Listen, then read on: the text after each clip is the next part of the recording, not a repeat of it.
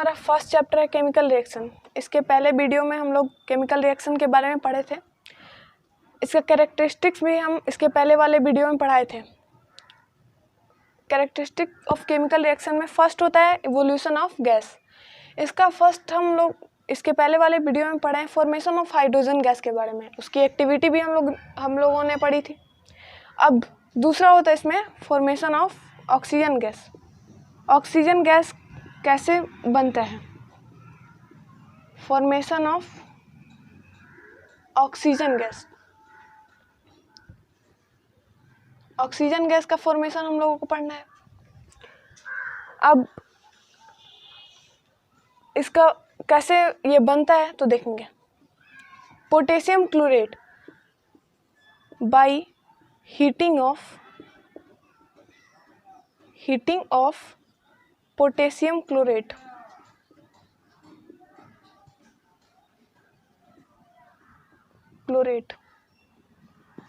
Potassium chlorate को heat करेंगे। जब पोटेशियम क्लोरेट को हीट करेंगे in the presence of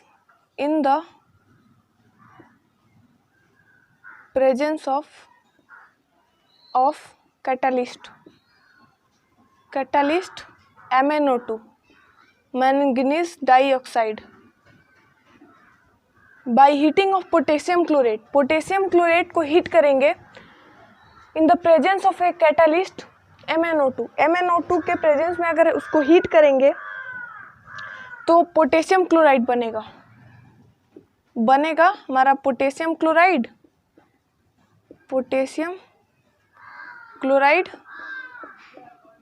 and O2 is formed. मतलब ऑक्सीजन गैस हमारा बन गया यहाँ पे। ठीक है, हम लोग फॉर्मेशन ऑफ ऑक्सीजन गैस के बारे में पढ़ रहे हैं। By heating of potassium chlorate का यहाँ पे हीट किए हम लोग in the presence of a catalyst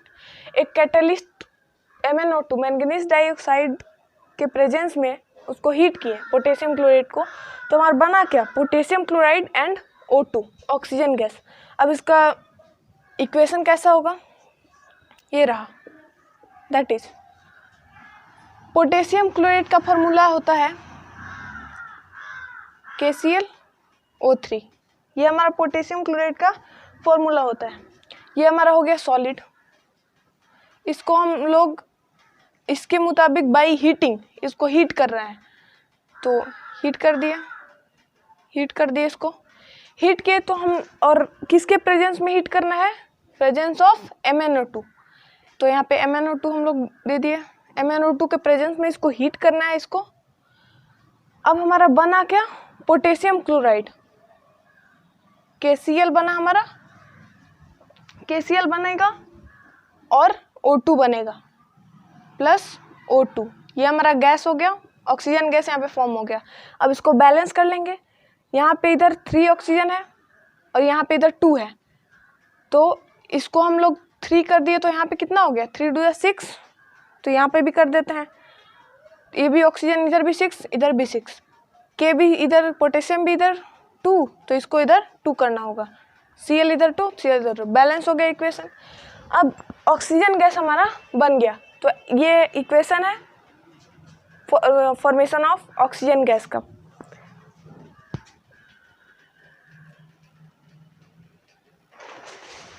अब इसमें हम लोग इसके बारे में ये एक वर्ड ये जो आ रहा है इसके बारे में हम लोग जान लेते हैं।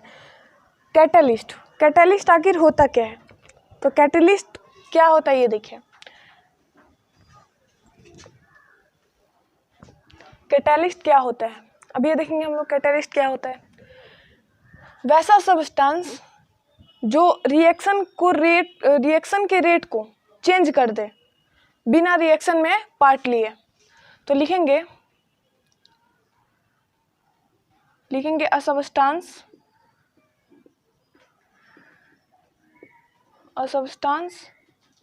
दैट चेंज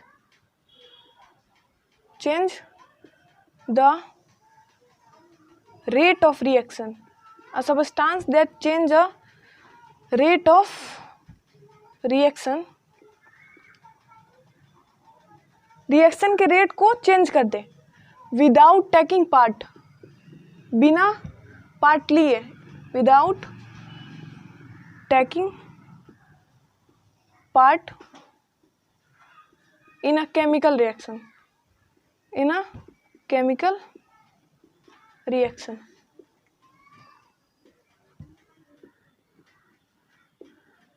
ये हमारा हो गया। कैटलिस्ट होता क्या है? A substance that change the rate of reaction without taking part in a chemical reaction. बिना पार्ट लिए, जैसे हम लोगों ने यहाँ पे देखा पोटेशियम क्लोराइड को हम लोग हीट करते हैं, यहाँ पे KClO3 को हीट किए हम लोग MnO2 के प्रेजेंस में। ये तो ना तो इसमें भाग लिया है, इस केमिकल रिएक्शन में ये ना तो भाग लिया है और ना ही केवल भाग नहीं लिया, केवल रेट ऑफ रिएक्शन को चेंज कर दे रहा है। इसी के वजह से इसको हीट किए तो हमारा ऑक्सीजन गैस प्राप्त हुआ। तो अगर ये नहीं होता तो हमारा ऑक्सीजन गैस प्राप्त नहीं होता। तो ये होता है catalyst, a substance that change the rate of reaction without taking part in a chemical reaction. अब हमारा कैरेक्टरिस्टिक्स ऑफ केमिकल रिएक्शन में पहला हम लोगों ने पढ़ लिया इवोल्यूशन ऑफ गैस। अब दूसरा होता है ये फॉर्मेशन ऑफ प्रिसिपिटेट, प्रिसिपिटेट का बनना। अब ये कैसे बनता है ये हम लोग देख लेते हैं। when two soluble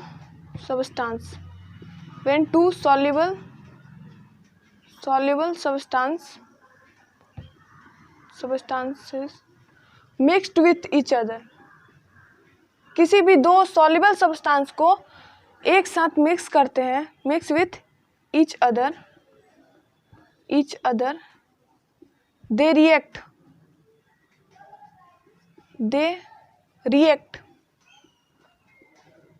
and form an insoluble substance,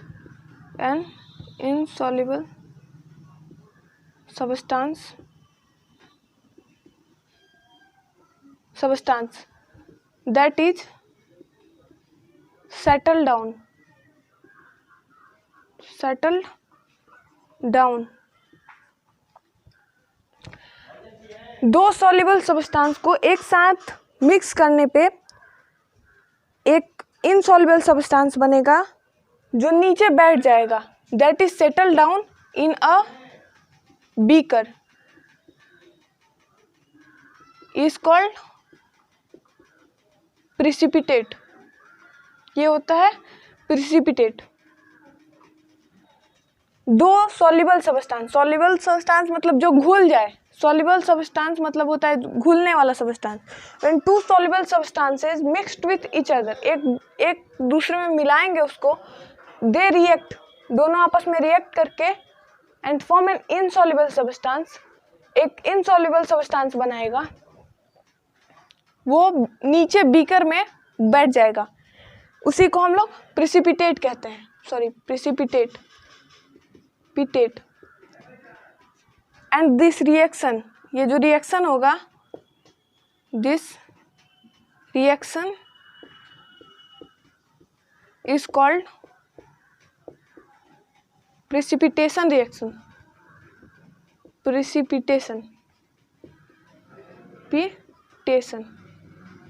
ये हमारा हो गया।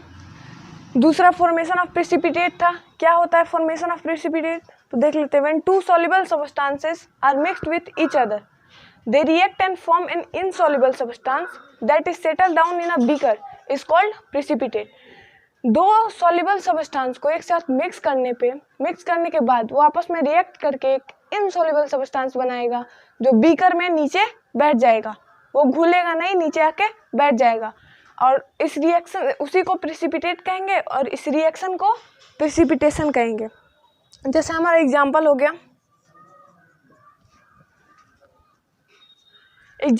हमारा BaCl2, बेरियम क्लोराइड, BaCl2।